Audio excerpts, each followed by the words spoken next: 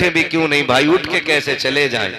हम तो इतना जानते हैं अगर अजमेर वाले के बैठाए हुए ऊंट उठ के नहीं जाते हैं तो मदीने वाले के बैठाए हुए गुलाम उठ के कैसे जा सकते हैं, है ना।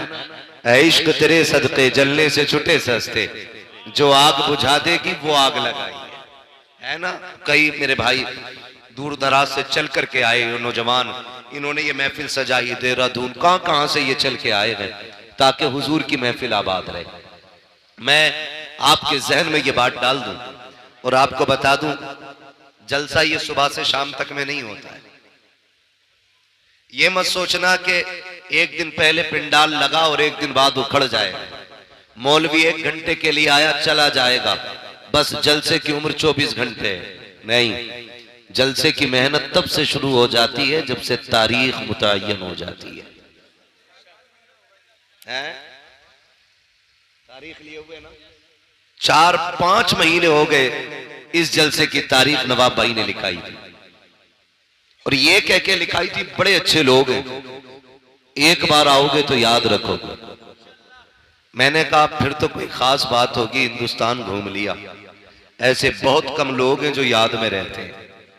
मैं खुल के ये बात कह रहा हूं, बहुत कम लोग हैं, 2 ही लोग याद रहते हैं, या तो बहुत अच्छा करने वाले याद रहते हैं या फिर बहुत बुरा करने वाले याद रहा करते हैं।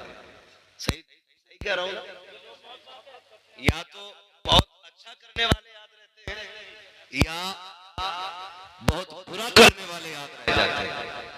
मिसाल के तौर पे समझे, अबू बकर ने बहुत अच्छा किया इसलिए जमाने को सिद्दीक के नाम से याद है। हाँ, और अबू जहल ने बहुत बुरा किया इसलिए पूरी दुनिया को दुश्मने मुस्तफा के नाम से याद है। या तो बहुत बुरा करने वाले याद रह जाते हैं या बहुत अच्छा करने वाले याद रह जाते हैं। अल्लाह आपको सलामत रखे, जज़ाए खैर दे, आपकी नस्लों में खुदा बरकतें दे। मैं ये कह रहा था जब से तारीख मुकर्रर होती है ना, जब से जलसे का आगाज हो जाता है, और ये कमेटी ये जलसा कराने वाले लोग कितनी अपने खिलाफ चलने वाली हवाओं का मुकाबला करते हैं, ये सिर्फ यही लोग जानते हैं। बड़ा बड़ा अक्लमंद भी बैठा है, 10 रुपए नहीं देगा नवाब भाई और हिसाब लेगा 3 साल का, है ना। 3 साल का हिसाब लेता है। बोले भाई 3 साल पहले तक का हिसाब दो, तब हम 10 रुपए देंगे। जेब में रख अपने 10 रुपए को, तेरे जैसे कंजूसों को, दीन को तेरे जैसे कंजूसों की जरूरत नहीं। अगर तेरे पास जलसे में देने का पैसा नहीं है ना, तख्ती लगा के मर जाना, ये कौम तेरा कफन भी दे सकती है। सीधी सी बात, 10 रुपए दे के 3 साल का हिसाब मांगा। मैं नौजवानों से गुजारिश करूंगा, मैं एक बात कहता हूं, दीन या तो दरसगाह से फैलता है, हसन भाई, या तो दीन दरसगाह से फैलता है या खानकाह से फैलता है, या फिर इस तरह की हुजूर की जिक्र की महफिलों से दीन फैलता है। समझ गए मेरी बात। मदरसे की उम्र आमतौर पे जो हम समझते हैं, हालांकि इल्म सीखने की कोई उम्र कोई कैद नहीं। मेरे नबी ने तो ये फरमाया कि मां की गोद से लेकर के कब्र तक इल्म सीखो, ये उम्र है। लेकिन होता क्या है, अक्सर 15 साल 20 साल हम मदरसे में जाने की उम्र समझते हैं। जब ये उम्र गुजर जाती है तो फिर सोचते हैं मदरसे जाने की उम्र खत्म। फिर कई चीजें होती हैं, हमारे साथ भी कई बच्चे मदरसे पढ़ने आए थे, लेकिन किसी को भूख ने रोक दिया, किसी को जरूरतों ने रोक दिया, किसी को घर के खर्चे ने आगे नहीं बढ़ने दिया, किसी को बाप की कमजोरी ने बैठा दिया। कितनी मुश्किलें होती हैं कि बच्चे पढ़ने चाहते हैं लेकिन हालात आगे नहीं बढ़ने देते। मैं बच्चों को मशवरा दूंगा, अगर सर पे हाथ रखने वाला बाप मौजूद है और आगे सफर करने के रास्ते आसान हैं तो फिर पीछे मुड़ के नहीं देखना है, फिर आगे बढ़ते जाना है। और इतना पढ़ना है, इतना पढ़ना है कि हक लेने के लिए भीख न मांगनी पड़े। तेरी तहरीर, तेरी सलाह और तेरी काबिलियत ये कह दे कि इस कुर्सी पे अगर हक चलेगा तो सिर्फ काबिलों का चलेगा, जाहिलों का नहीं। ये सबसे ज्यादा जरूरी काम, ये सबसे ज्यादा जरूरी काम है। अल्लाह माफ फरमाए, हमारी कौम जमींदार बहुत है, है क्या नहीं? जमींदार बहुत है, इतने जमींदार है कहने कोई जरूरत नहीं पढ़ने की। 10 बीघे अल्लाह कुरैत की जिंदगी गुजार लेगा। यही कह रहे हैं हमारे तुर्कों के हालात तो यही है, और जिनकी रोडों पे आ गई कसम से फटे जा रहे हैं। अब अल्लाह खुल के गुंडागर्दी कर रहा, क्योंकि अब केस में लगाने के लिए भी पैसा खूब है। 2 करोड़ रुपए बीघा मिला, ये सोच के ना हम बिगड़ रहे हैं। याद रखिए, अरबों खरबों की ताकत एक तरफ और तन्हा गरीब के कलम की ताकत एक तरफ। आप इस चीज को समझ लें जरा, कलम सबसे ज्यादा अहम है। कलम को कभी दौलत भी नहीं खरीद पाती है, और कलम चाहे तो सेकंडों में दौलत को मिट्टी बना देता है। कलम असल है, पैसा असल नहीं। आप तालीम पे ध्यान दें, पढ़े आगे। तो मैं ये बात दर्ज कर रहा था, कंजूसी की भी हद नहीं। 10 रुपए दे के कह रहा है हिसाब तो 3 साल का नहीं। मेरी कौम के नौजवानों, मुश्किलें आएंगी। कमेटी वाले खड़े ना यहाँ पे लड़के, कितने लोग हैं कमेटी वाले? हाथ उठा के बताते। सारे कमेटी वाले मेरे सामने खड़े, कुछ सो भी गए होंगे ना माशाल्लाह जाके। और कमेटी वालों के लोग कितने साथ हैं, जरा हाथ उठा के बताते हैं। सुभान अल्लाह, माशाल्लाह, सारे कमेटी वालों के साथ हैं। मैं समझता हूं काश हुजूर ये कह दे कहां हैं जो मेरे मिलाद की जलसे की कमेटी कहलाते थे, फिर तो बेड़ा ही पार हो जाएगा। मुश्किल होता है ना। ये आप ही के गांव के लोग हैं ना? बोले जरा, बोल सकते हैं तो? आपके गांव के लोग हैं ये? भाई इसको ऐसा करो कि ये गला ना पकड़े। आपके गांव के लोग हैं ये? जानते ही ना आप सबको। अच्छा, ये पूरा आवाज कह देते ना बीच में, इसका आवाज बढ़ा दो। बीच में जो लोग कह देते अरे भाई ये जो जलसा कर रहे हैं ना, ये पेट पालने के धंधे, जुगाड़ चलता रहे, एक बार चंदा कर लिया साल भर खाएंगे। कान खोल के सुने, एक एक बंदा कमेटी का देख लो। मैं कमेटी को नहीं जानता, मैं अभी उन लोगों को जानता हूं जिनसे मेरी मुलाकात हुई है। ठीक है, दावत मुझे नवाब भाई के जरिए मिली है। मैं यहां चापलूसी और दलाली करने नहीं आया, मैं एक बात समझाने के लिए आया हूं। जो ये बात कही जाती है ना कि भाई क्या फायदा, क्यों कर रहे हो, क्या नतीजा है, मैं दावे के साथ कहता हूं जिन इलाकों में जलसे नहीं होते ना, उन इलाके के लोगों को कलमा तक सही से याद नहीं है। कलमा तक याद नहीं। कई ऐसी जगहें जहां पे कभी जलसा नहीं हुआ, वो लोग कहते हैं कि पहली बार आपको सुन के इन लोगों ने बुलाया है। लेकिन मैंने पूछा बताओ कमियां क्या क्या है? उन लोगों ने कहा आज भी हमारे गांव में पीपल की पूजा होती है, आज भी मुसलमान होली दिवाली पे घरों को लीपा पोता करते हैं। मैंने कहा कमी क्या है? कहा कभी जलसा नहीं हुआ है। मैं कहना यह चाहता हूँ जिन इलाकों में जलसे नहीं होते वहां दीन से दूरियां होती है, और जहां नबी के जिक्र की महफिलें सजती है, जवान तो छोड़ो, बूढ़े तो छोड़ो, अगर बच्चों से पूछो बता मुस्तफा कौन है, तो बच्चा खड़ा होकर कहता है हुजूर के बारे में पूछते हो तो सुनो, सरवर कहूं के मालिक को मौला कहो तुझे, आगे खलील का कुले सेवा कहो तुझे, तेरे तो बस राय पे तनागी से है बरी, है रागू मेरे शाह, मैं क्या क्या कहूं तुझे, लेकिन न जाने कदम सुकर इसमें कर दिया खालिक का बंदा खल्क का आका कहो तुझे। ये नारे तकबीर, नारे रिसालत, सरकार की आमद, सरकार की आमद, सरकार की आमद, जोर से बोलो आदमी की आमद, मौलाना मुफ्ती अहमद रज़ा रामपुरी जिंदाबाद, हरीपुर का सुन्नी मुसलमान भैया सबको ही रामपुरी बना ले, मसला कोई नहीं। रामपुर भी मेरा, मुरादाबाद भी मेरा। हम तो कहते हैं जहां जहां मेरे हुजूर का करम है वो सारी जमीन हमारी है ना। हम बीघे 2 बीघे वाले नहीं, हम बीघे 2 बीघे वाले नहीं। कायनात हमारी, कायनात हमारी है। हम बीघे 2 बीघे वाले नहीं है ना, हम बीघे 2 बीघे वाले नहीं। तो मैं एक बात अर्ज कर रहा था, तो आप इन सबको जानते हैं ना। ये जो बात कही जाती है जलसे वालों के हवाले से कि साहब ये जो चंदे करते हैं ना, ये पेट पालने के लिए करते हैं। एक एक बंदे की जिम्मेदारी लेता हूं मैं अल्लाह की इज्जत की कसम खा के, गारंटी है, चैलेंज है मेरा। देख लो इनमें से किसी को तुमने कभी अपने फरीदपुर में भीख मांगते हुए देखा है? बोलो बोलो यार, सामने वाले बोले देखा कभी सोनकपुर में, खोद में, रामपुर में, सुवार में कहीं देखा मांगते हुए? देखा कभी? कभी इनमें से कोई ये कह के गया हो मेरी बीवी की दवा के लिए पैसे नहीं है, 500 रुपए दे दो, बच्चे को पिज्जा बर्गर खिलाना है, 100 रुपए दे दो? इन्होंने कभी किसी के दरवाजे पे जा करके अपनी बीवी बच्चे के लिए भीख मांगी हो?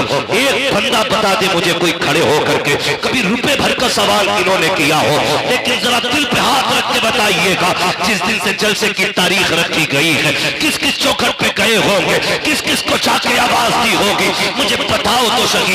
इन्हीं जलसे वालों से पूछो, बताओ तुमने बच्चों के लिए सवाल किया कि नहीं? का कभी नहीं किया। कभी औलाद के लिए मांगा कि नहीं? का कभी नहीं मांगा। कभी तो जी चाहा होगा कि गोश्त बनाया जाए, लेकिन घर में पैसा नहीं होगा, बताओ किसी से बोटी का खर्चा मांगा? का कभी नहीं मांगा। का क्यों? कोई गैरत की इजाजत नहीं देती है। का मैं पूछना चाहता हूँ, अगर ये कौम बच्चों के लिए 1 रुपया इसलिए नहीं मांगती कि गैरत की इजाजत नहीं देती है, तो फिर ये जलसों के लिए दर बदर जाते गए, चौकट चौकट जाते गए, एक एक के दरवाजे पे जाते आवाज देते गए, कितने धक्का देते गए, कितनी गाली देते गए, लेकिन कदम रुके नहीं, हौसला बदला नहीं, कभी धक्के बैठे नहीं। क्यों नहीं बैठे? खुदा की कसम, अगर अपने लिए चले होते तो कभी धक्के बैठ जाते, कभी गैरत से डूब जाते, लेकिन अपने लिए नहीं। ये जो जलसा सजाया है मदीने वाले के लिए सजाया है और ऐलान किया है, या रसूल अल्लाह, जमीनो जमा तुम्हारे लिए,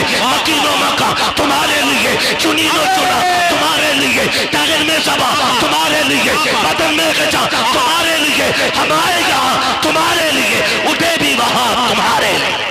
नारे तकबीर, नारे रिसालत, मसले के आला हजरत, मसले के आला हजरत मुफ्ती अहमद रजा साहब जिंदाबाद। तवज्जो है सारे लोगों की। मिलाद हुजूर का, आका करीम की विलादत का जश्न है। और फटे हुआ नोट ना था बेटे, 2-3 जगह से जो इसे जेब में रख लो ताकि दोबारा कोई ले जाके ना दे। तवज्जो है सारे लोगों की। जरा कह दे या रसूल अल्लाह, मेरे हुजूर का मिलाद है। हुजूर आए, कायनात मुस्कुराने लगी। मेरे नबी का करम कायनात के जर्रे जर्रे पे, कायनात के जर्रे जर्रे पे हुजूर का करम। मैं बिना किसी कैद के और पाबंदी के एक बात कहता हूं, पूरी दुनिया के हर शख्स को अपने घर के दरवाजे पे हुजूर की आमद का झंडा जरूर लगाना चाहिए, है ना? क्यों? क्योंकि सब पे मेरे नबी का एहसान है। अगर कोई ये कहे मुझ पे नहीं है, तो फिर सुनो किस पे नहीं है। जिसके आंगन में बेटी मुस्कुरा रही है तो उस पे लाजिम है वो हुजूर के नाम का झंडा लगाए, क्योंकि आंगन में बेटियों के मुस्कुराने की आवाज ये मदीने वाले के सदके में मिली है। अगर आज कोई मां जूता लेके बेटे के मुंह पे मारती है और बेटा मुस्कुरा के गर्दन झुका के खड़ा है, तो ये तेरा कमाल नहीं, ये मदीने वाले का कमाल है। क्योंकि मेरे नबी ने फरमाया, अल जन्नतु तहता क़दामी उम्महातिकुम, जन्नत तुम्हारी माओं के कदमों के नीचे रखी गई है। हाँ, और अगर बाप चौराहे पे बेटे के थप्पड़ मार दे और बेटा गर्दन झुका के फिर भी मुस्कुरा के कहे अब्बा है मेरा, तो फिर ये कमाल बाप का नहीं, ये कमाल आमीना के लाल का है।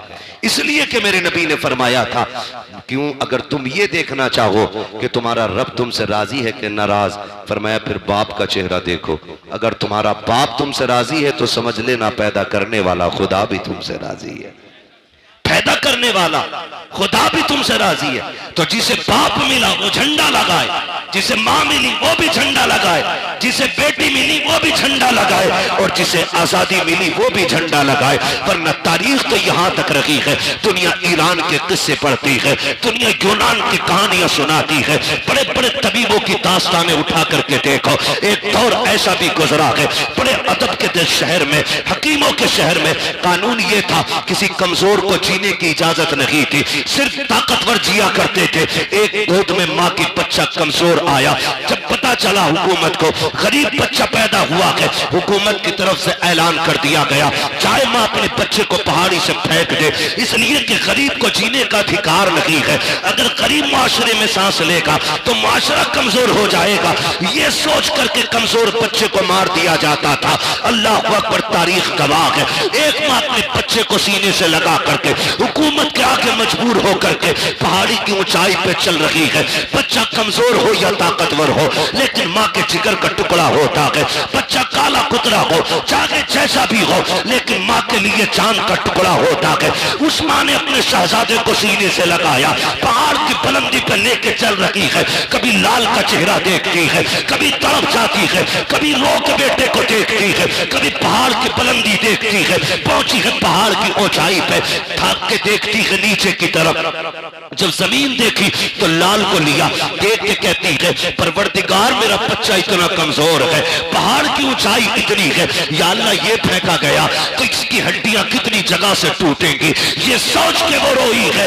उसने एक आह भरी थी, खुदा की कसम उसी आह का जवाब बन करके मक्के में अब्दुल्ला के घर में मेरे नबी ने आके बताया था, और लोगों दिल तोड़ा न करना, यहाँ सिर्फ ताकतवर को नहीं बल्कि जमीन पे कमजोरों को भी उतना ही जीने का हक है जितना किसी ताकतवर को जीने का हक है। नारे तकबीर, नारे रिसालत, जश्न ईद मीलादुन नबी, मसलके आला हजरत हजरत अल्लामा मुफ्ती हम्माद रज़ा कादरी, सरजमीने फरीदपुर, नारे तकबीर, सुभान अल्लाह।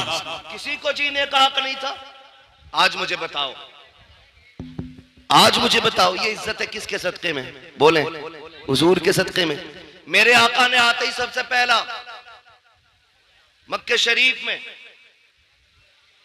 इंसानियत का वो सबक पढ़ाया कि जिसकी मिसाल नजर नहीं आती। तवज्जो है ना? बर्दाश्त करें, बातें मेरी बड़ी कड़वी आने वाली है। मैं आईना को दिखाऊंगा दाग चेहरे के, जिसे खराब लगे सामने से हट जाए। बातें कड़वी करने लगा हूं। अभी नवाब भाई ने भी पढ़ा और हसन भाई ने भी काफी शेर सुनाए होंगे बेटियों के हवाले से। बेटियां मारी नहीं जाएंगी। हुजूर आ गए। सिर्फ एक सवाल रुक के पूछना चाहता हूं, हुजूर के दौर में पैदा होने के बाद बेटी मारी जाती थी, हुजूर से पहले। आज पैदा होने से पहले ही बेटी मार दी जाती है। आज पैदा होने से पहले ही बेटी मार दी जाती है। पहले लोग दामाद बनाना पसंद नहीं करते थे, आज बहू बना के बेटी मार दी जाती है। किस दौर में जी रहे हैं हम? यह सबक था मेरे नबी का। डॉक्टर इकबाल ने कहा था, यूं तो सैयद भी हो, मिर्जा भी हो, अफगान भी हो, तुम सभी कुछ हो, बताओ कि मुसलमान भी हो। क्या आज बेटियां नहीं मारी जा रही? आए दिन अखबार में देखो, जहेज के लिए गला घोट दिया, गाड़ी के लिए आग लगा दी बेटी में। क्यों? क्या ये किसी के जिगर का टुकड़ा नहीं? आज बेटियां सामान की तरह बेची जा रही हैं। हम मुसलमान हैं। एक दिन मुसलमानों के हालात देखे मैंने। पहले जो अंग्रेजों में और मगरिबी तहजीब में जो चलन था ना, लड़की लड़का एक जगह बैठ करके अंगूठी पहनाते थे, गैरत का जनाजा निकल गया हमारी। आज कलमा पढ़ने वालों में ये चलन आ गया है, एक ही स्टेज पे, एक ही मंच पर दुल्हा भी होता है, दुल्हन भी होती है। इंगेजमेंट का वो बेगैरती वाला नाच नाचा जाता है कि लड़का लड़के को अंगूठी पहनाता है, लड़की लड़के को अंगूठी पहना रही है। कहां चली गई हमारी हया? कहां मर गया जाके आंखों का पानी? ये दिन देखने बाकी थे उम्मत को। एक तरफ खजा के अंदर बेटियां बुर्का पहन करके सो रही है कि अगर हमारे ऊपर बिल्डिंग गिर भी जाए, लोग हमारी लाशें निकालने आए, तो हमारा बदन बेपर्दा नहीं होना चाहिए। वो नकाब में खजा के अंदर मलबे से तवी निकलती है और हिंदुस्तान पैश की सांस लेने वाली मेरी कौम की बेटियां बेगैरती का जनाजा, इतनी तेजी से गैरत का जनाजा निकाल रही है, अंगूठी मर्दों के सामने पहना रही है। और यार किधर चली गई हमारी गैरत? मैं पूछना चाहता हूँ, आका करीम तशरीफ लाए, बेटियों को इज्जत मेरे नबी ने बख्शी है, मुझे बताओ तो सही, हमने मुआशरे को कितना बचाया है, कितनी आसानी से कह देते हैं मौलाना 7 उम्रें करके आया हो, मैंने 8 उम्रें कर लिए हैं। क्या नतीजा है इस उम्रों से? अगर तेरी बेटी मंच में बैठ करके गैरों के सामने अंगूठी पहनाए, इसे गैरत कहते हो, इसे तरक्की कहते हो? मैं तो ये कहता हूँ वो अंधेरा की भला था कि कदम राह पे थे, रोशनी लाई है मंजिल से बहुत दूर हमें। रोना नहीं चाहिए आज हमें, रोना नहीं चाहिए। बात उलमा की आती, कहते मौलवी पुरानी बात पीट रहा। याद रखिएगा हम पुरानी करते हैं लेकिन इतनी भी नहीं कि जो चले ना। हम जो बात करते हैं ना, ये वो बात है जो खुदा की कसम यहां भी चलेगी, मरने के बाद वहां भी चलेगी। भाई इसका इको कम करो, आवाज दो यार, आवाज साफ समझ में आनी चाहिए। तवज्जो है ना सारे लोगों की? ये कंडीशन हमारी है। अंगूठी पहनाई जा रही है, अंगूठी, शर्म नहीं आती है? जानते हो तो मैं बताऊं इस्लाम का दौर कैसा गुजरा। मौलाए कायनात मौला अली रजी अल्लाह ताला, जिनको हैदर कर्रार कहा जाता है, जिनको शेरे खुदा कहा जाता है, जिनकी तलवार चलती थी तो फिजा से आवाज आती थी, आवाज आती थी शाह मर्दा शेर यज़दा कुव्वत परवरदिगार ला फता इल्ला अली ला सैफा इल्ला जुल्फ़िकार। ऐसी आवाज आती थी जिनके तलवार के टाइम पे। उनका दौरे खिलाफत है, दौरे खिलाफत। एक बच्ची ना नकाब की ओढ़ करके चौराहे से गुजर रही है, तवज्जो है ना, सुन रहे हैं सारी बात, बहुत गौर से मेरी बात सुनिएगा। चौराहे से बच्ची गुजर रही है और चेहरे पे नकाब पड़ा है, कपड़ा पड़ा है। अचानक हवा का झोंका आया और बेतवज्जोही से बच्ची के चेहरे का नकाब उड़ गया, उड़ा और इतनी देर के लिए उड़ा के उड़ते ही फिर अपनी जगह आ गया। उसी बीच एक नौजवान की नजर उसकी आंखों पे पड़ गई, आंखों की खूबसूरती देखी दीवाना हो गया। लेकिन वो बिगड़े हुए नहीं थे, मैं ये भी बता दूं, वो ऐसे नहीं थे कि रात के 3-3 बजे 2-2 घंटे नाली पर बैठ के मोबाइल से बात कर रहे। अच्छा खासा पढ़ा लिखा इंसान हो के 3 घंटे नाली पे बैठ के मच्छर मारता, 3-3 घंटे। और फिर कह रहे अब्बा रिश्ता तेरी मर्जी से नहीं अपनी से करूंगा। क्यों? कि तुम्हें नहीं पता औरत कैसी होनी चाहिए। अबे जानवर, जिसकी जिंदगी 40 साल एक औरत के साथ गुजर गई, उसे नहीं पता बीवी कैसी होनी चाहिए? तो 3 घंटे नाली पे बैठ के बात करके आया है और तुझे पता है औरत कैसी अच्छी होती है। ये कंडीशन हमारी कौम की। तो चेहरे पे नजर पड़ी ना, जैसी नजर पड़ी देखा तो कुछ और नहीं, एक बूढ़ी औरत को बुलाया, कहा अम्मा, कहा हाँ, कहा फला जो बच्ची है ना उसके लिए मेरी शादी का पैगाम ले जा। क्या कहा? क्या ले जाना है? शादी का पैगाम ले जा। जब इतनी बात कही ना, बुढ़िया ने कहा क्यों? कहा अम्मा बात यह है कि वो रास्ते से गुजर रही थी, मेरी नजर उसकी नजरों पे पड़ गई और मैं उसकी आंखों पे फिदा हो गया, मुझे उससे निकाह करना है। जब वो बूढ़ी पैगाम लेके आई ना और बच्ची से कहा बेटी एक नौजवान है, वो तुम्हारी आंखों पे फिदा हो गया है, तुमसे निकाह करना चाहता है। बच्ची ने कहा माँ उसने मेरी आंखें कहां देखी?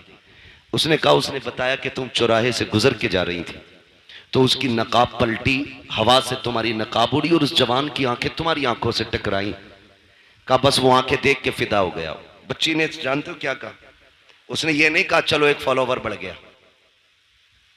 हाँ, उसने नहीं कहा मेरा एक चाहने वाला बढ़ गया। कहा अम्मा ठहर अभी आती हूं। अंदर गई, चाकू लिया, तबाक लिया, दोनों आंखें निकाली, तबाक में रखी, कपड़ा डाला, कहा मां ये लेके चली जा। बेटी इसमें क्या है? कहा इसमें मेरी आंखें हैं। कहा क्यों? कहा ये आंखें उस जवान को जाके दे जिसका दिल इन आंखों पे आ गया है। इतना सुना, बच्ची के जो आंखों से खून, चेहरा लहूलुहान, बूढ़ी तड़प गई, बेटी ये क्या कर दिया? मैं तो निकाह का पैगाम लेके आई थी। उसने कहा माँ जैसी तूने बताया ना आकर के, मेरी आंखों पे उस गैर महरम की आंखों का निशाना पड़ गया था, उसने मेरी आंखें देखी हैं। मैं ये सोच के गैरत से पानी पानी हो रही थी, अगर कयामत में खातूने जन्नत ने मुझसे ये पूछ लिया कि किन आंखों से मेरे पास आई है, जिस आंखों पे एक मर्द की नजरें पड़ गई थी, अम्मा मैं क्या जवाब दूंगी? ये आंखें लेके चली जा, आके उसे मुबारक हो, खातूने जन्नत की मोहब्बत मुझ कलीफ को मुबारक। नारे तकबीर, नारे रिसालत, जश्न ईद मीलादुन नबी, पैगामे मजहब इस्लाम, मसलके आला हजरत हजरत अल्लामा मुफ्ती हम्माद रजा मुरादाबादी, सरजमीन फरीदपुर, नारे तकबीर, सुभान अल्लाह। तवज्जो है ना सारे लोगों की? ओ भाई ये कंडीशन, एक दौर हमारा है सभी गुजरा है, आज ना अपनी बेटी खड़ी है, तमाशा बना के तुमने खड़ा किया उसे, तमाशा बना के, और कह रहे जी मौलाना चुप रहो, अब जदीद दौर है, न्यू जनरेशन है, ये जो कर रही है भाई अभी से नहीं रोका जा सकता। मैंने कहा तुम नहीं जानते हो, जो हुजूर के हो जाते हैं वो किसी दौर की तरफ नहीं, मदीने वाले मुस्तफा की डोर की तरफ देखा करते हैं। सीधी सी बात, सीधी सी बात, ये हालात हमने बनाए तो रिश्ते हो रहे, उसके अलावा नुकसानात आप देखें, बुरा ना मानिए। मेरा नबी बेटियों का बोझ बढ़ाने नहीं, बोझ घटाने आया है। बोझ घटाने के लिए मेरा नबी आया। आज कितना बड़ा बोझ हमने बना दिया। बच्चियां जवान होती हैं ना, बाप के सर पे सफेदी आने लगती है, इसलिए नहीं कि वो बच्ची नहीं पाल सकता। जो बाप 18 बच्चे पाल सकता है उससे 2 बेटियों की रोटी नहीं कमेगी? कमा सकता है ना, फिर भी सफेदी क्यों आ गई? उसे ये फिक्र खा जाती है, खुदा जाने मेरे दरवाजे पे मेरी बेटी का हाथ थामने कौन आएगा। आज रोड पे निकलो लड़के लड़के, मार्केट में जाओ लड़के लड़के, एयरपोर्ट पे जाओ लड़के लड़के, बस स्टैंड में, ट्रेन में लड़के लड़के, लेकिन एक बहन का रिश्ता करने के लिए निकलो ना तो लगता है दुनिया खाली हो गई है। एक सही रिश्ता तलाश करने में बाप और भाई की चूतियां टूट जाती हैं। क्या लड़के मर गए? नहीं हैं, लेकिन बेटी के लायक लड़का नहीं मिल रहा है। ये क्या है? ये हमारे रवैयों की खराबियां हैं, ये हमारी तरबियत की एक वो भद्दी तस्वीर है जिसे आपको बर्दाश्त करना पड़ेगा। कहने को जमींदार भी है, पैसे वाला भी है, लेकिन 5 मिनट बैठ के देखो तो सही से इंसान नहीं लगता है। हाँ, 1800 की जूती ले आए ना तो यूं मुंह पे चढ़ा के रखता है, और जब तक पूछना लो रेट यूं ही हिलाता रहेगा। नीचे कर भाई, ये औकात रह गई है हमारी। क्या है तेरे पास? कितनी दौलत है? सिकंदर भी आया, बड़े बड़े दौलत वाले आए, खाली हाथ चले गए, लेकिन किसी के पास कुछ नहीं था। और फिर भी हमें देख, ये अलग बात है, खामोश खड़े रहते हैं, फिर भी जो लोग बड़े हैं वो बड़े रहते हैं। ऐसे असलाफ से मिलता है हमारा शजरा, जिनके कदमों में कई ताज पड़े रहते हैं। फिर भी हमारा रिश्ता इतने बड़े लोगों से, तो जूती दिखा रहा, नाक पे लगा रहा, नाक पे। शर्म आनी चाहिए हमें। एक इंसान नहीं मिलता, ढूंढो तो रिश्ता करने के लिए निकले। और कम जो है ना, लड़की वाले भी नहीं। जिम्मेदार सिर्फ लड़के वाले नहीं, लड़की वाले भी हैं। क्योंकि जरा सा चमकदार लड़का देखा ना, फर्स्ट ऑफर होता है, 10 दूंगा, रिश्ता करा। 10 लाख दूंगा, करा पक्की। तो ये जो मिडलर होते हैं ना, मिडलर, अल्लाह का खौफ खाना, दोनों तरफ का हिसाब दोगे, कर्रे कूटे जाओगे। हाँ, झूठ ना बोला करो। अगर हाँ, मिडलर वही बिचौलिया, बिचौलिया समझ रहे ना, बिचौलिया जो दोनों तरफ से इधर का पैगाम उधर, उधर का इधर करता। इसका काम यह था इधर का पैगाम उधर पहुंचाना, इधर की उधर लगाना नहीं। लड़की वाले ने अगर कह दिया ना रिश्ता कराओ, 10 दूंगा, कह रहे अरे यार 10 दे रहे, 15 तो वहां से मिल रहे। लबारे बेच रहा, गलत नहीं कह रहा हूं, कह रहा 10 दे रहे, 12 वहां से मिल रहे, 15 वहां से मिलने, गैरत आनी चाहिए। मुझे तो कभी कभी हैरत होती है, जब तक रिश्ता नहीं होता अब्बा भी चौक में बैठ के कहता है मेरे लल्ला की 70,000 कमाई है, 80,000 कमाई है। जब उसी लल्ला के सर पे सेरा बन जाता है, 8 दिन के बाद बुला के कहता मौलाना तावीज तो दे दो। क्या हो गया? जब से घुसाए घर से निकल नहीं रहा है, 1 रुपया कमा के हमें नहीं देता। मैंने कहा चचा बताना, अभी 7 दिन पहले तो कह रहा था 80,000 कमाता है। मौलाना तुम नहीं समझोगे, रिश्ता नहीं हो रहा था तो 80,000 कमाए, 80,000 बता रहा था। मैंने कहा रिश्ता करने के लिए नहीं, तूने डाका डालने के लिए 80 बताए थे, किसी का घर लूटने के लिए 80 बताए थे। तो ये जो बिचौलिया होते हैं, तुम्हें खुदा का वास्ता झूठ बोल के रिश्ता ना कराना, ऐसे रिश्ते कराओ कि जिन रिश्तों को तुम जोड़ दो आखिरी सांस तक जुड़े रखे। खुदा की कसम जोड़े भी दुआएं देंगे, उनकी आने वाली नस्लें भी तुम्हें दुआएं देंगी।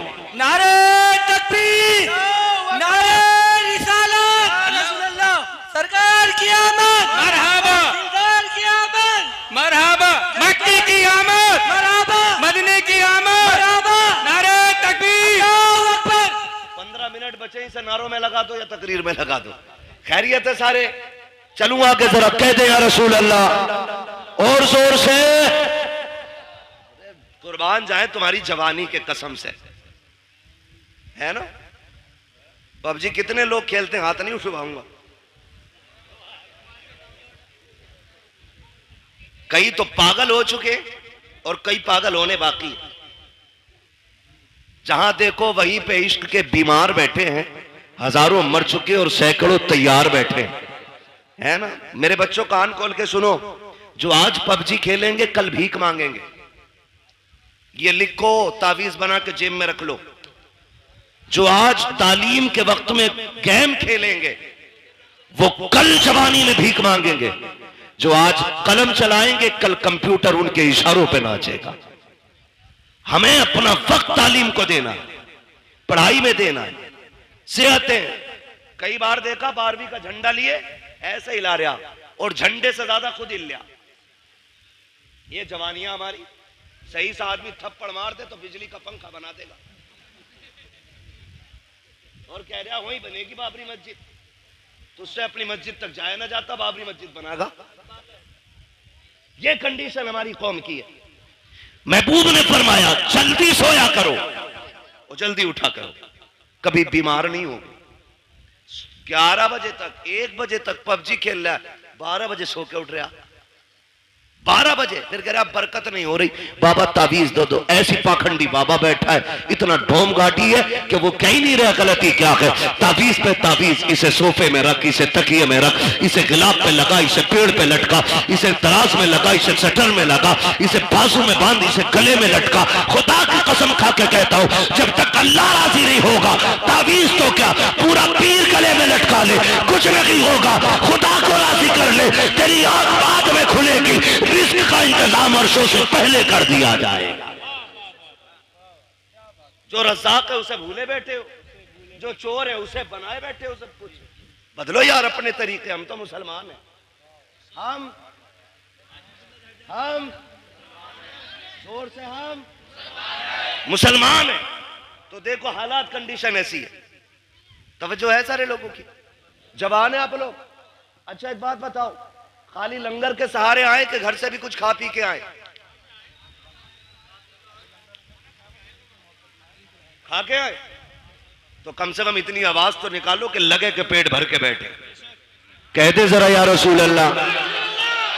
अल्लाह सलामत रखे। भाई तुम तो मेरे कान पे ही बोल रहे हो। अल्लाह आपको सलामत रखे। अगर ये अंदाज है तो बड़ा प्यारा है। तवज्जो है साहब? नींद तो नहीं लग रही अभी? थोड़ा सा वक्त बाकी है, बस बर्दाश्त कर लें। दवा जितनी ज्यादा कड़वी होती है फायदा उतना ज्यादा होता है। बस यही समझ के, कड़वी बातें समझ के बर्दाश्त कर लें। अल्लाह आपको सलामत रखे। ये रिश्तों की कंडीशन है। 10-10 लाख में लबारे बिक रहे हैं और बिकने वालों को मैं कुत्तों के पिल्ले से भी ज्यादा अहमियत नहीं देता। नुकसानात बहुत है। तो जरा सा चमकता लड़का देखा, 10 दे देंगे, कराओ बात। लड़के वाले के भाव हो गए 10 मिलने, इतने तो मेरी जमीन में भी ना बढ़े। 5 बीघे ली थी, अभी वही 8 की हुई है, 7 की ली थी, और लड़के में डायरेक्ट 10 लाख। कहा नहीं जी वहां भी नहीं करनी है। तो लड़की वाला फिर कह रहा है चलो 15 दिलवा दियो। मैं आपको एक बात बता दूं, जिंदगियां पैसे से खुशी के साथ नहीं गुजरती हैं, जिंदगियां प्यार से खुशी के साथ गुजरा करती हैं। अगर पैसा खुशी के लिए काफी होता ना, तो आज आप देखें जितने एक्टर्स हैं, किसी के 6 निकाह हो गए, किसी के घर में 17 निकाह के बाद कोई आके 18वें निकाह में बैठी है, जबकि पैसा मुंह छूटे। पता ये चला दौलत में सुकून नहीं, मदीने वाले की सुन्नत में रब ने सुकून रखा है। पैसे वाला ढूंढ रहा 10 लाख 20 लाख, और पता ये चला कि बिक गई सारी, 8 दिन न लगे बिक गई। क्योंकि लल्ला बस कहते, पहले पता चला था कि बियर पी रिया, तो क्या बियर थोड़ी, वो जूस पीवे, जूस बता रहा बियर को, शराब है ये, हराम है ये। मौलाना जूस है ना, मौलाना को ना पता। बेटे जितने ब्रांड तू जानता है ना, वो कहां से बनते हैं ये सब मौलाना जानता है। ये कान खोल के सुन लेना कि मौलाना को जूस बना के उल्लू ना बनाना। मौलाना इस जूस की पूरा मिक्सचर जानता है ये कहां से बना। तो कह रहे जूस पी रहा, शादी से पहले जूस पी रहा था, अब चुपके से कह रहा रात को ना कोई तावीज दे दो, पौवा पी के पड़ा था, बिक गई सारी, रह गई धरी की धरी दौलत। रिश्ते अगर तलाश करने गए, अमीरों की चौखट पे नहीं, मस्जिद के दरवाजे पे जाके तलाश कर। आप कहेंगे वहां कैसे, गारंटी है मेरी, जा। अगर तुझे बेटी का निकाह करना है ना, पाबंदी से बाजमात नमाज अदा करना शुरू कर, नोट करना शुरू कर। कौन नौजवान है जो 5 वक्त मस्जिद में आता है, अपनी दिल की किसी से न कहे और किसी की सुननी भी नहीं है, दिल की बात दिल में रख, मस्जिद में जाके बैठ और देख कौन नौजवान 5 वक्त सजदा करता है। खुदा की कसम जो 1 वक्त की नमाज नहीं छोड़ता, आंखें बंद करके बेटी उसके हवाले कर दे, इसलिए कि जो रब का हक अदा कर सकता है वो तेरी बेटी का भी हक अदा कर सकता है। और जो रब से नहीं डरता वो ससुर से क्या खाक डरेगा। जो रब का हक अदा नहीं करता वो तेरी बेटी का भी हक अदा नहीं करेगा। बेटी उसको दो जो रब से डरता हो, जो रब का हक देगा वो तेरी बेटी का भी वक्त पे हक अदा करके दिखा देगा। लेकिन कमाल के लोग हैं, रामपुर के होटल में रिश्ता ढूंढने जा रहा, हवाई जहाज वाले में, सुवार में है ना, तो ये रामपुर का ही तो है भाई। तुम्हारा होटल है, कोई मैं नहीं बात कर रहा उसकी, मैं समझाना चाहता हूं, लेकिन हमारी कौम उसे बड़ा मानती है जिसके कान में कुंडल होता। कहती ये पैसे वाला, इसके कान छिदे हुए। हमारे यहां जो है ना वो बीच वाला बंदा समझा जाता जिसके कान छिदे होते। हम तो उसे मस्जिद की सफ में भी पीछे धकेल देते। नाक कान का मसला देखो, सोने का कुंडल देखा कर दो, सेठ लग रहा, पता चला वो कुंडल भी चुरा के पहना था।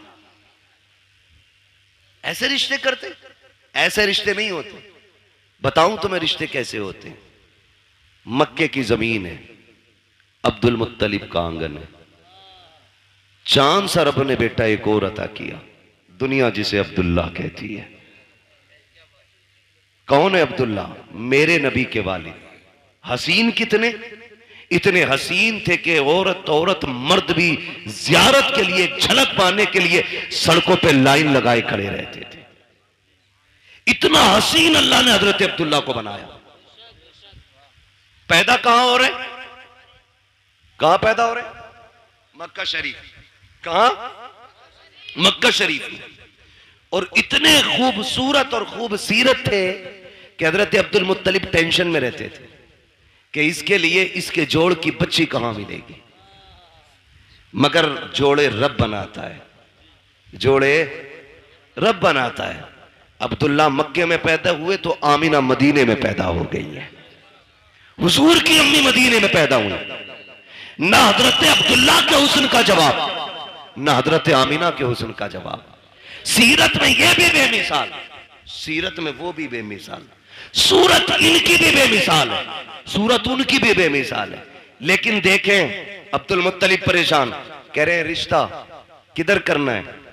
काबा शरीफ के हरम में लेटे, आंख लगी, ख्वाब में नूरानी चेहरे वाले आए और कहा अब्दुल मुत्तलिब क्या सोच रहे हो? का बेटा है, जोड़ नहीं मिला पा रहा हूं। फरमाया परेशान ना हो, सुबह उठना, मदीने जाना, वहाब बिन मुनब्बा की बेटी का हाथ मांग लेना, रब ने उस आमिना को तेरे अब्दुल्ला के लिए बनाया है। जब उन्होंने ये बात कह दी ना, आप फरमाने लगे आप हैं कौन? कहने लगे मुझे नहीं पहचाना, मुझे जद्दुल अंबिया इब्राहिम खलीलुल्लाह कहा जाता है। यह भी बता दो, रिश्ते जितने ज्यादा अच्छे होते हैं बिचौलिया उतना ज्यादा अच्छा होता है। समझ गए ना? चोरों के बिचौलिए चोरी बनते, ख्याल रखिएगा, समझा रहा हूं कुछ मैं। आयत रहते इब्राहिम खलीलुल्लाह, जाना सुबह उठना और जाके उनकी बेटी का हाथ मांग लो। आप उठे, मदीना शरीफ पहुंचे। कौन है? अब्दुल मुत्तलिब, किसी मोहल्ले के जिम्मेदार नहीं, कोई क्या बोलते हैं अध्यक्ष नहीं, चेयरमैन नहीं, काबे के मुतवल्ली हैं, खानदाने कुरैश के सरदार हैं। पावर इतनी है कि अबरहा भी आता है ना हाथी की फौज लेके तो नजरें झुका के बात करता है, इतनी पावर वाला। बेटों को लिया, सुने देखो रिश्ते कैसे होते हैं। बेटों को लिया, मदीना शरीफ आ गए। वहाब बिन मुनब्बा की चौखट है, जबकि वहाब बिन मुनब्बा भी सरदार है, लेकिन इतने बड़े नहीं थे वो छोटे सरदार। आके ना आवाज आई, कौन? का अना अब्दुल मुत्तलिब। इतना सुना ना माथे पे पसीना आ गया वहाब बिन मुनब्बा के, इतना बड़ा सरदार मेरे दरवाजे पे। दरवाजा खोला, देखा तो देखते रह गए। आपने कहा वहाब बिन मुनब्बा क्या देख रहे हो? कहा मैं ये देख रहा हूं मेरा नसीब, मक्के का सरदार, खानदान कुरैश का पावरफुल सरदार मेरी चौखट पे। कहा जी। का तशरीफ लाइए। 3 दिन तक मेहमान नवाजी की। 3 दिन के बाद कहते हैं सरकार बताए ना कैसे आना हुआ था। अब जरा गौर से सुनना प्यारे, रब ने जिन्हें बेटे दिए हैं बहुत गौर से मेरी बात सुनिएगा। मक्के का सरदार है, पावरफुल है, ताकत वाला है। आपने अपनी चादर की झोली बनाई, बनाने के बाद वहाब के सामने फैलाई। कहा था वहाब बिन मुनब्बा? कहा जी। कहा अपनी बेटी आमिना भीख में दे करके मेरी इज्जत में 4 चांद लगा दीजिए। देखो बेटियां इस तरह मांगी जाती हैं, बेटियों को इस तरह भीख में लिया जाता है। कितना सीना ठोक के कहते हो 10 देगा तो बारात लेके आऊंगा, 15 देगा तो बारात लेके आऊंगा, बारात को कोरमा मिलेगा तब आएंगे। बोटी होनी चाहिए, हड्डी नहीं होनी चाहिए। तेरे बाप ने कमा के नहीं रखा है, जो तू बेटी के घर पे सैकड़ों को ले जाके हराम के लुक में तोला करता है, उसके बाद बाजू चढ़ा के मेरी कौम के बाप इतने खतरनाक होते हैं। पूछते गए कि बराती से पता नमक कम तो नहीं है, नमक ज्यादा तो नहीं है, ये पूछ करके क्या साबित करना चाहते हो? शरीयत में बारात का तसव्वुर भी नहीं है और ये खाना लड़की के बाप पे आज के लिए लाजिम भी नहीं है। दबाव दे करके खाना खाते हैं हम लोग, जुल्म करते हैं बेटी वाले पर, और उसके बाद कहते हो कि अगर खाना अच्छा मिलेगा तो बारात आएगी। गैरत कर,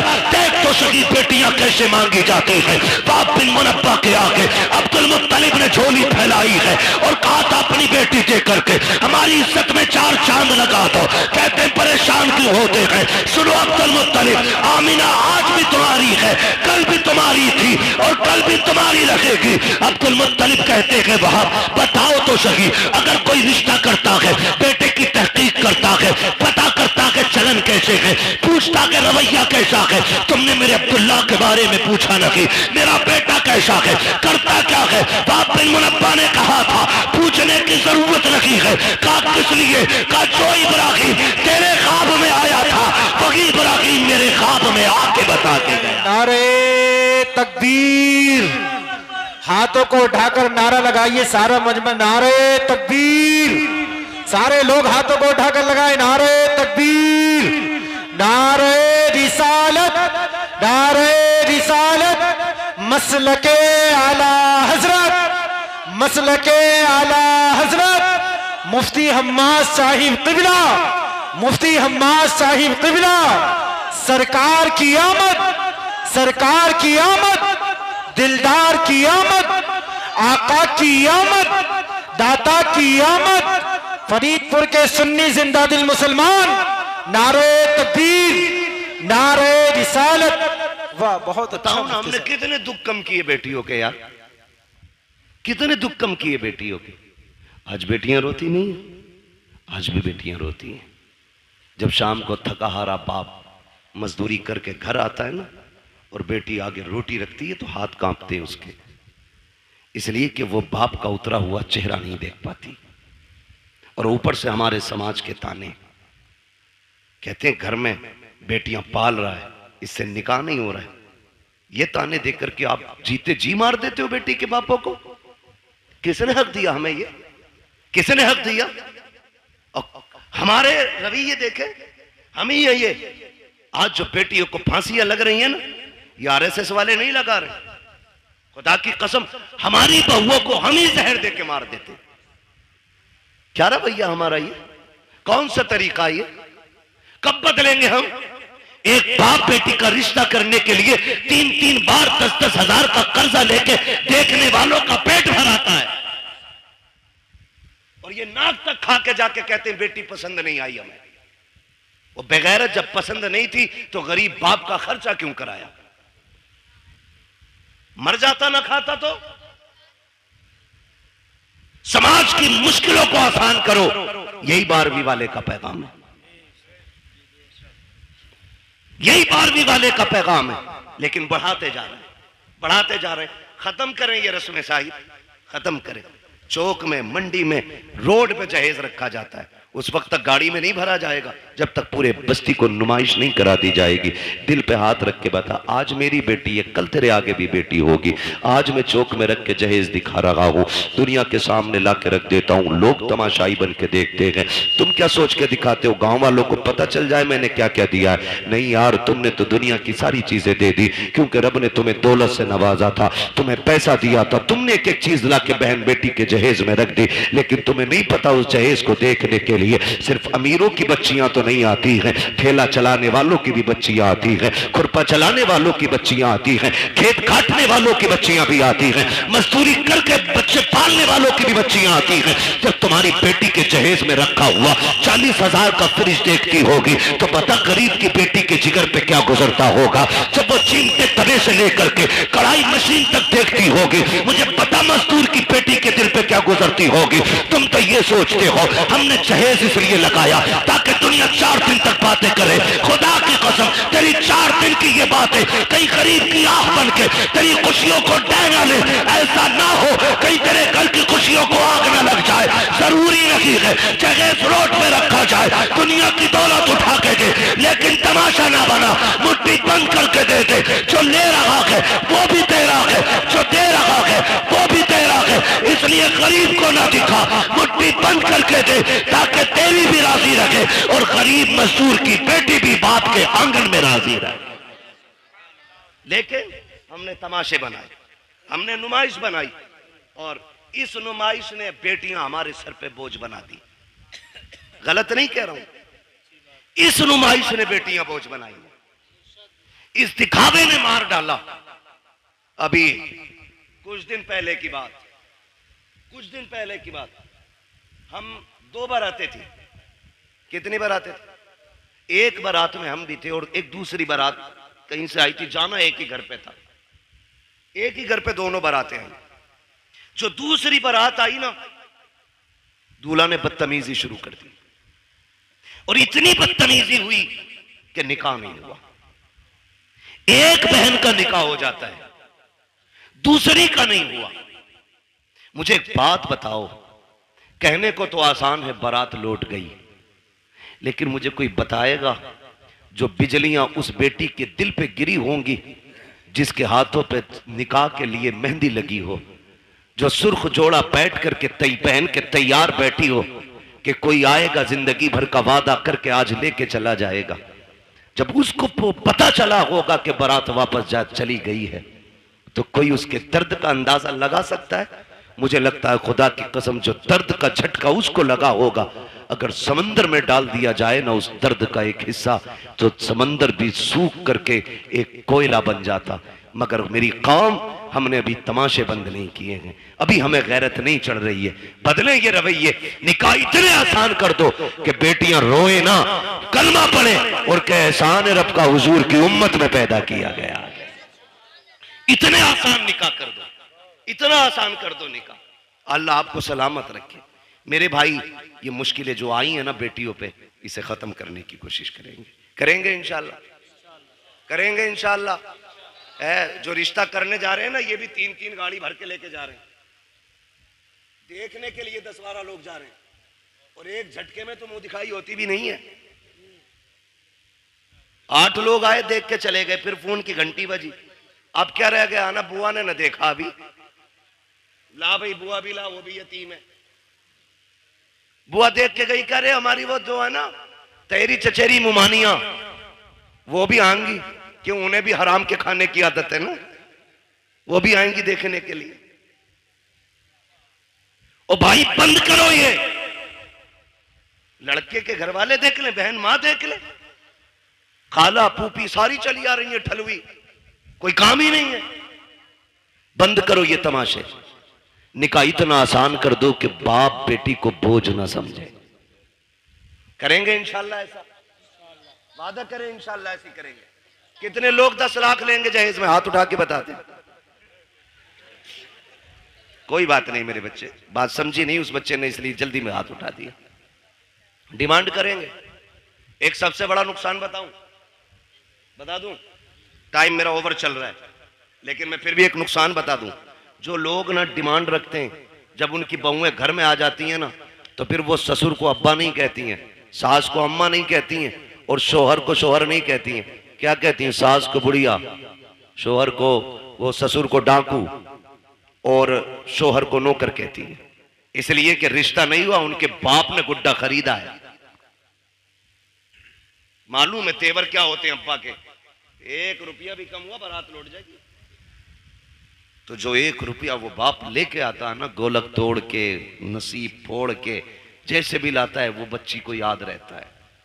फिर वो तुमसे 1-1 रुपए का हिसाब लेती है, फिर जीभ निकाल देती है इतनी, फिर कह रहे अब्बा नहीं कह रही, क्यों तूने कौन सा बेटी वाला रवैया इख्तियार किया उसके लिए?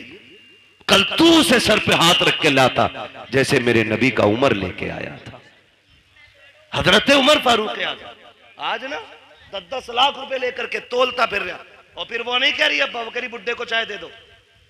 क्यों कह, ये कह रहा मैडम जरा पानी लाना, तो कहती खुद भर के ला। 10 लाख दिए मेरे अब्बा ने, सब के आगे शेर बनेगा, फिर नोरा फिर रहा बीवी के आगे। ये 10 लाख की मार है, जो लंगूर बना दिया इसकी शिकल को। ऐसे रिश्ते नहीं होते। हजरत उमर फारूक आज़म रात को टहल रहे अपनी मिल्कियत में, और ये देख रहे हैं कोई गरीब परेशान तो नहीं है, ये सोच करके टहल रहे ताकि कोई दुखी ना हो। जब एक गली से गुजरे ना, तो एक घर से, बेटे,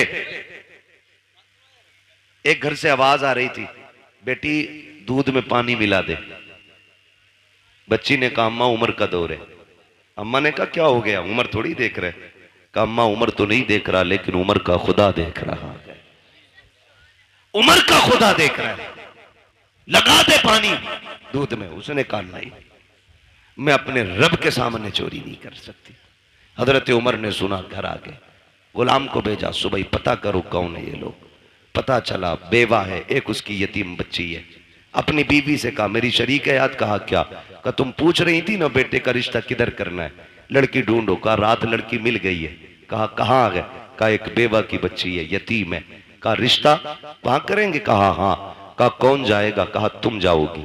हाथ पकड़ा बीबी का, चल दिए सुबह में, दिन का उजाला है। बीवी से कहते जा रहे हैं शरीक हयात सुनो, अंदर जाके ये मत बताना कि तुम अमीरुल मोमिनीन की बीवी हो, तुम्हारा शौहर आदि दुनिया का बादशाह है, ये नहीं कहना है। चुप जाकर के इज्जत से बेटी मांगनी है, इज्जत से बेटी मांगनी है। हजरत उमर दरवाजे पे खड़े हो गए, बीवी को अंदर भेज दिया। किसको?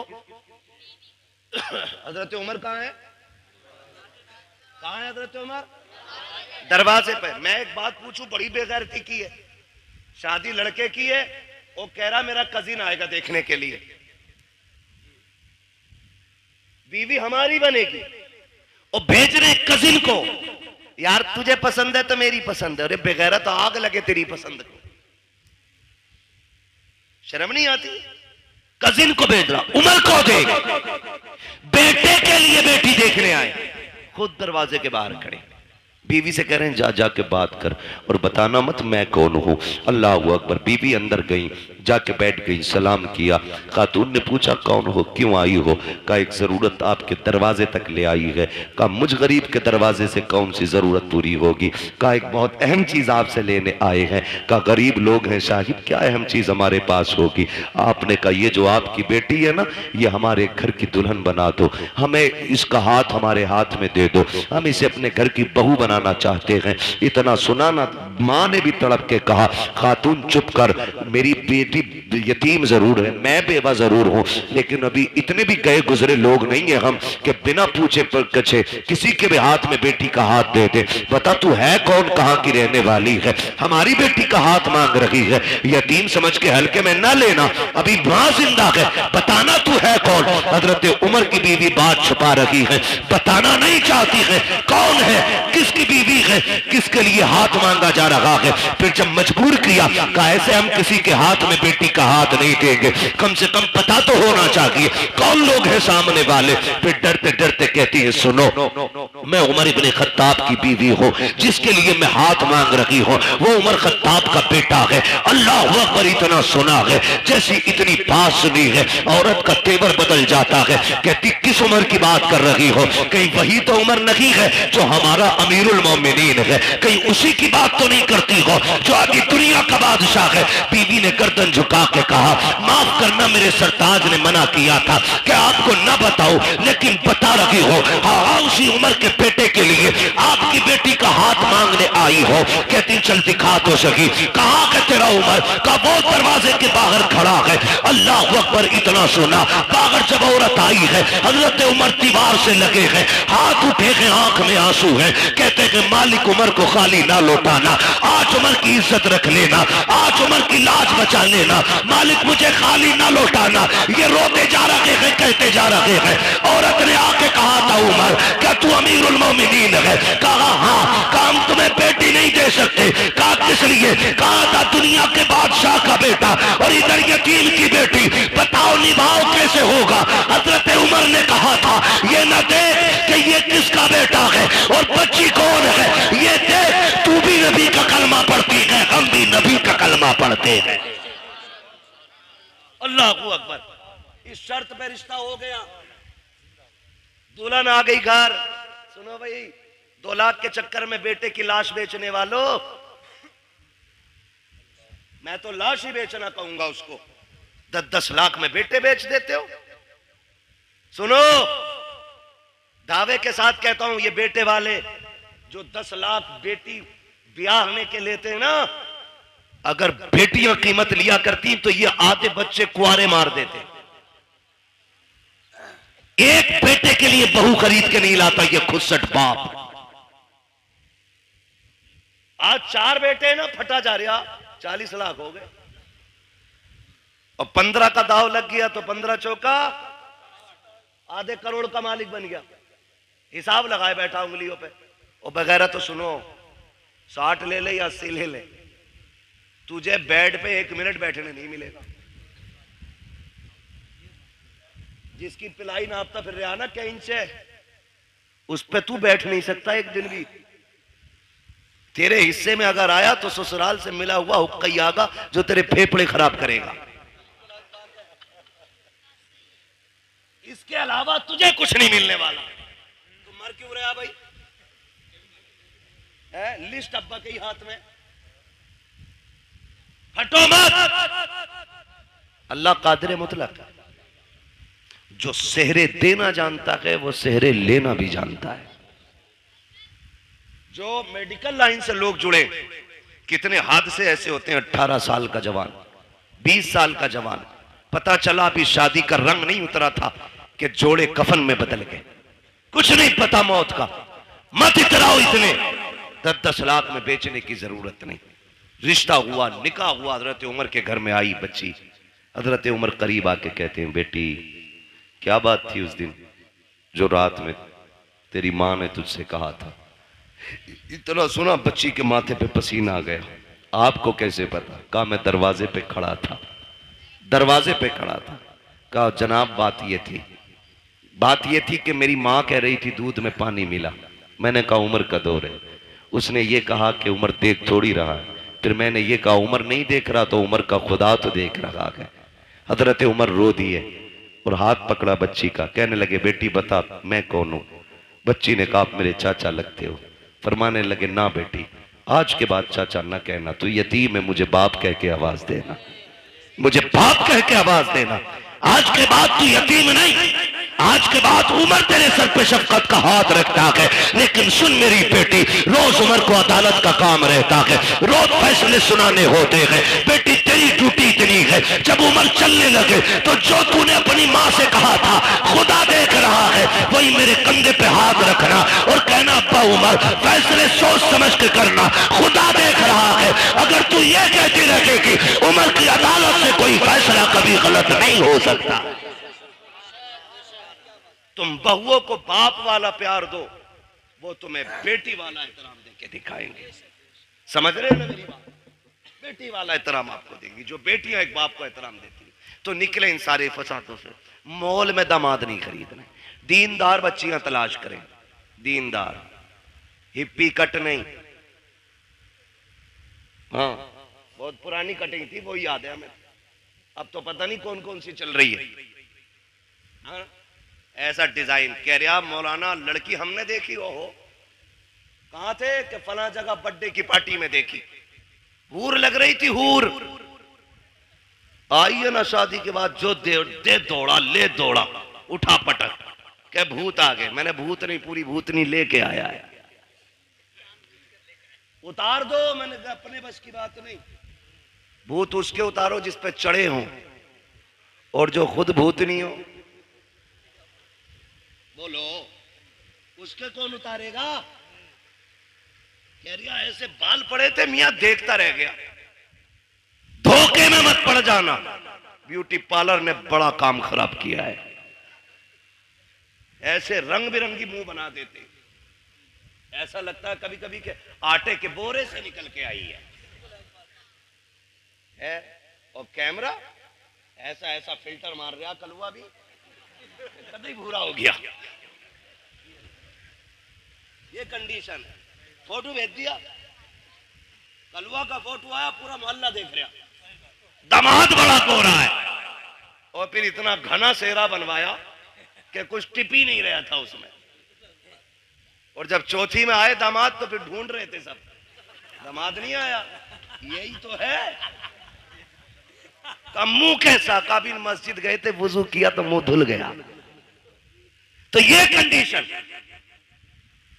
ये हालात है। बेटी दीनदार तलाश करो।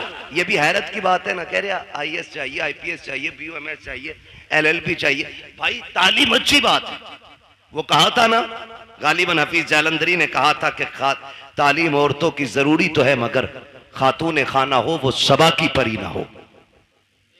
तालीम जरूरी है, लेकिन हया के दायरे में रहे, शरीयत की हदों को पामाल न करे। बेटी दीनदार ढूंढो, फिर देखो अल्लाह कितनी बरकतें अता फरमाता है। वरना गलत नहीं कह रहा हूं, सच्ची बात है ये। भाई आपकी वजह से ये कुर्बानी पेश कर रहा हूं, एयरपोर्ट का अल्लाह मालिक है, सच्ची बात है। जो जहेज में कुरान आता पूरी जिंदगी जुज़दान में रहता है। वो बल्कि सास कहती है ना पहले ही 3 रखे, इसे मस्जिद में दिया। टीवी अपने कमरे में, एलसीडी अपने कमरे में, एलईडी अपने कमरे में, फ्रिज संभाल कर रखिए टूट ना जाए, वॉशिंग मशीन स्क्रैच ना आ जाए। बुढ़िया खड़े होकर ऑर्डर जारी कर रही है। आया ना कुरान, कहती लल्ला इसमें क्या, इसमें क्या? कि अम्मा कुरान है। ए लल्ला 4 तो पहले से घर में रखे थे, ये भी ले आए, इसे मस्जिद पहुंचा दो। अगर ये कंडीशन घरों की हो जाए ना, फिर पूछना मत कयामत कब आ रही है। समझ लेना कयामत तुम्हारे दरवाजे पे आके खड़ी हो गई है, क्योंकि तुम्हारे घर में टीवी और फ्रिज रखने के लिए जगह है और रब का कुरान रखने के लिए जगह नहीं है। सोचना और फैसला करना। गलत नहीं कह रहा हूं, पढ़े क्यों? क्योंकि हमने बेटी को पढ़ाना जरूरी नहीं, बेटी को कुरान देना जरूरी समझा है। जहेज में होना चाहिए, चाहे उसे नमाज आती हो कि नहीं आती हो। बाप अच्छा वो नहीं जो सोने की पेटी में रख के मुझको अंबर से लिखा हुआ कुरान बेटी को दे।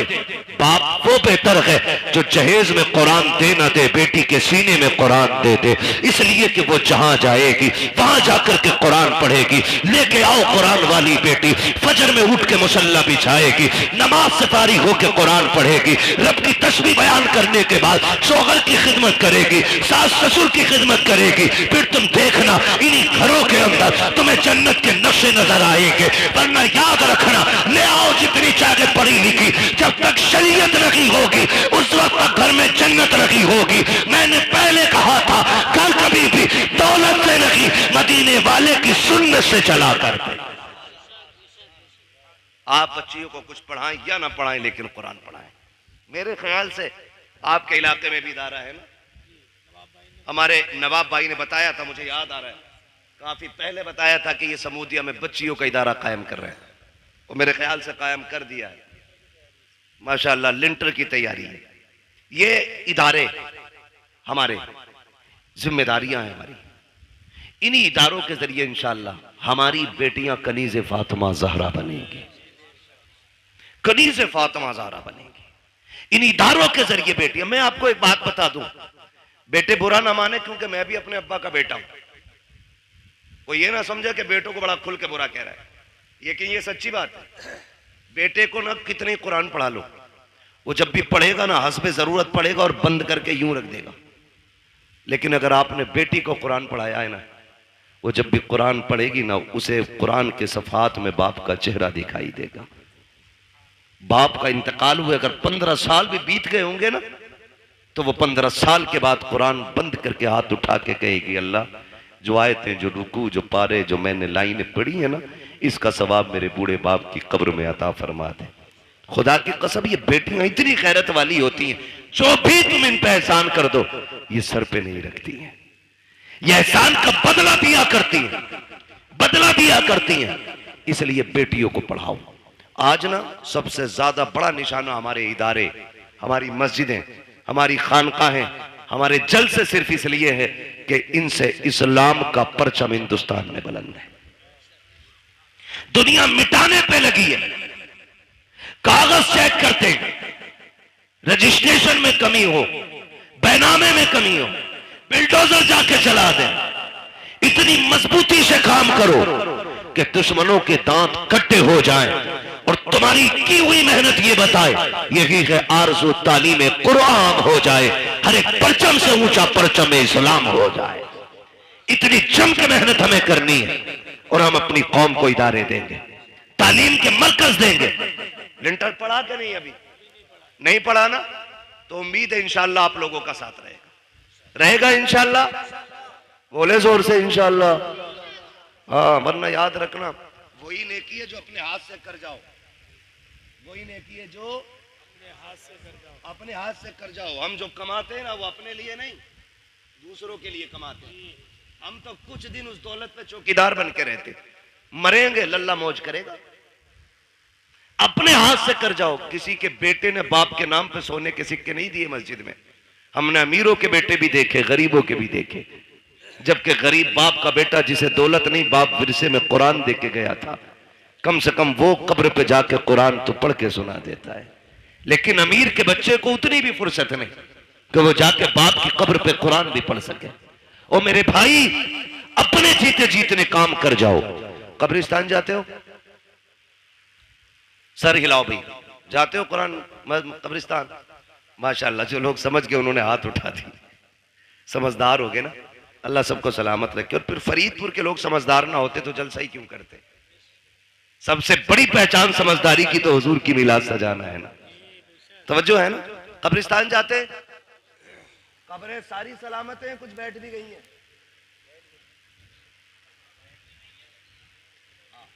कुछ बैठी भी होंगी, और कुछ कब्रों के निशान भी खत्म हो गए होंगे।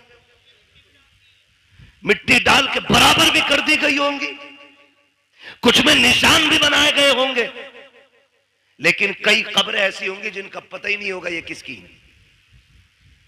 किसी सफेद बालों वाले को लेके जाना, अब्बा ये किसकी कब्र है, वो कहेंगे मैंने भी नहीं देखा मरते हुए, मेरे अब्बा ने बताया था कि यहाँ हमारे गांव के सबसे बड़े जमींदार दफन हुए थे, ये वो थे जो 500 एकड़ के मालिक थे। आज जाके देखो ना, हजारों बीघों का मालिक इंच भर जमीन में सिमट के रह गया है, हड्डियां गल गई हैं, कोई फाथा पड़ने वाला भी नहीं है।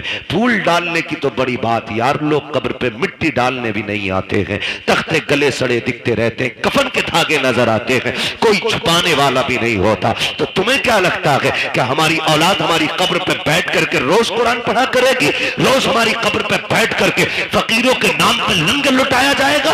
कभी नहीं, कोई नहीं। अगर आज हमें महीनों में टाइम मिलता है, हमारे बच्चों को 6 महीने में भी टाइम नहीं मिलेगा। हम 6 महीने में जाते हैं, हमारे बच्चे साल भर में भी नहीं जाएंगे।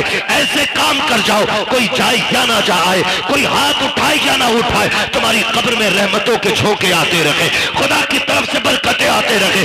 आप कहेंगे कैसे? तो सुनो, जो मदरसे चल रहे हैं, इदारे बन रहे हैं, उनका जाके ताबुन कर दो, बीमा कर लो पहले का 50,000 मेरी तरफ से ले, इसकी छत बना दे। खुदा की कसम, जब मर जाओगे और जब तक ये मदरसा चलता रहेगा, कोई हाथ उठा के दुआ करे ना करे, कोई कब्र पे आए क्या ना आए, जितनी देर तक इसके नीचे बैठ करके कुरान पढ़ा जाता रहेगा, अल्लाह सवाब की खिड़कियां तेरी कब्र में बराबर खोल के रखेगा। इसलिए ऐसे काम करके जाना, ऐसे काम कर जाने, अपने इदारे मजबूत करें। इसमें आम के आम है, गुठलियों के दाम है, गुठलियों के दाम ऐसे हैं कि हमें जन्नत मिलेगी, नेक काम है। और आम के आम ऐसे हैं, हमारी ही बेटियां यहां से पढ़ के कनीज़े फातिमा ज़हरा बनेंगी। हाँ, वो सबसे ज्यादा जरूरी है हम अपनी बच्चियों पे ध्यान दें। वक्त होता है इंशाअल्लाह तो मैं बात करता, अभी मैंने सिर्फ एक टॉपिक पे बात की है, हुजूर बेटियों के लिए रहमत बन के आए, और हमने उसका मतलब ही बदलने की कोशिश कर दी है। हुजूर रहमत बन के आए, हम जहमत बन के बैठ गए। बाप के बाल इसलिए सफेद हो गए कि कोई बच्ची का हाथ मांगने वाला है। ओ यार, ऐसे हो जाओ कि कोई बोझ बेटी को अपने ऊपर महसूस न करे, बल्कि बेटी को फूल समझ के पाले। आप भी जाओ, जन्नत सभी को चाहिए, सब चाहेंगे मुझे जन्नत चाहिए। एक आसान नुस्खा है, तलाश करो ऐसे रिश्ते जहां बाप बेटी को रुखसत करने पे मजबूर हो, लेकिन हालात ना हो। अल्लाह ने तुम्हें खरीदने के बर्तनों का भी पैसा दिया हो, लेटने की चारपाई भी दी हो, चलने के लिए गाड़ी भी दी हो, रहने के लिए छत भी दी हो ना, वहां खाली हाथ जाके किसी गरीब की बेटी के घर की आबरू बन जा और उसे अपने घर की जीनत बना के ले आ। खुदा की कसम, यहाँ उसकी गुर्बत पे तू पर्दा डाल ले, कब्र में मदीने वाले तेरे गुनाहों पे पर्दा डालने आ जाएंगे। ये सबसे आसान तरीका है जन्नत में जाने का। करेंगे इंशाअल्लाह कोशिश। जहेज तो नहीं मांगेंगे, खास करके अब्बा सुन ले, मोटरसाइकिल पे बैठने नहीं मिलेगा, चाहे बुलेट मांग ले, हवाई जहाज मांग ले। हाँ, अगर बैठ भी गया बाई चांस तो उस वक्त सांस उखड़ रही होगी, तुझे पता ही ना होगा बैठा काय पे, उससे पहले लल्ला बैठा गई नहीं।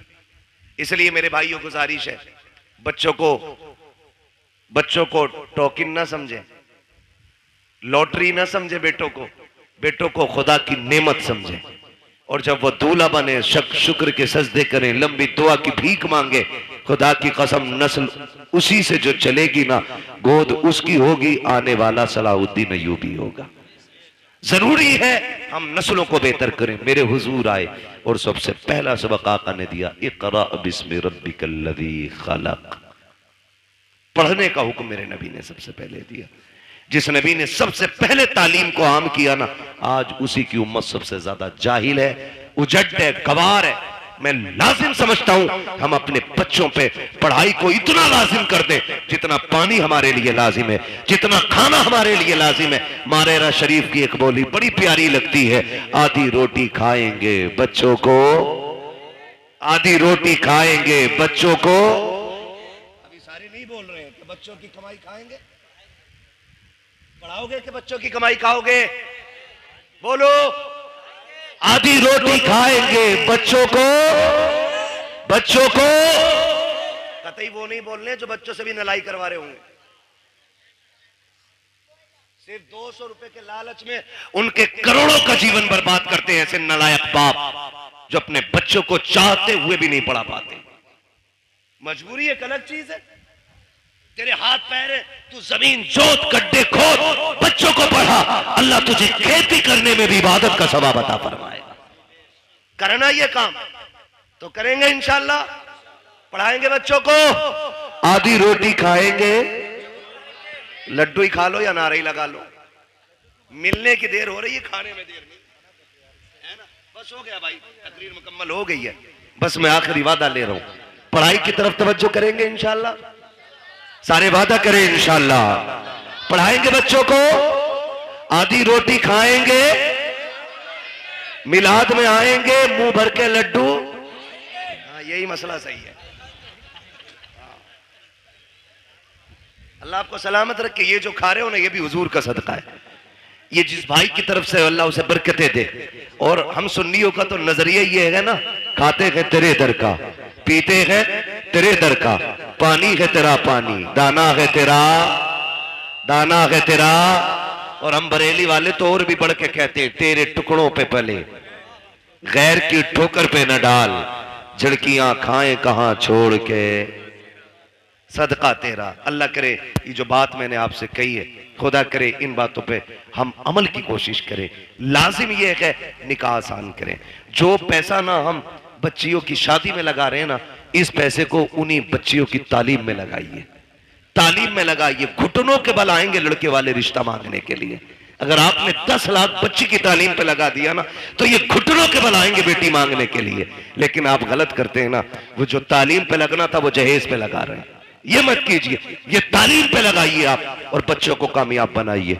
और सुने जनाब, जो आतिशबाजी में आप लगा रहे हैं और जो आप बारात के नाम पे और वेलकम के नाम पे लड़कों में और मेहंदी के नाम पे और हल्दी के नाम पे खर्च कर रहे हैं ना, इसे अपने बेटों की तालीम पे लगाइए। खुदा की कसम किसी हल्दी की जरूरत नहीं है, तेरे बेटे का चेहरा चांद से ज्यादा चमकने लग जाएगा।